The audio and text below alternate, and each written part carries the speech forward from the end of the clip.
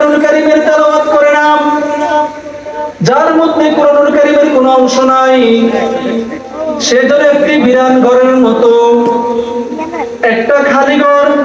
যেখানে কোনো মানুষ বসবাস করে না, খালি পড়ে থাকে। সেই ঘরের মধ্যে যেমন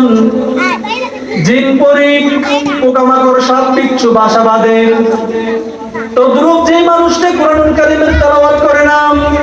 যার মধ্যে কোরআনুল কারীমের কোনো অংশ থাকে না, যার মধ্যে কোরআনুল কারীমের কোনো অংশ নাই, নবী করিম সাল্লাল্লাহু আলাইহি ওয়াসাল্লাম বলতেছেন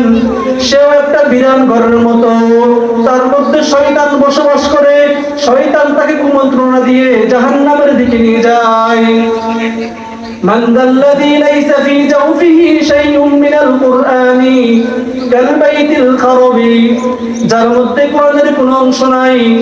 সেজন্য একটা বিরান ঘরের মতো। আজকে আমাদের সন্তানদেরকে, আমাদের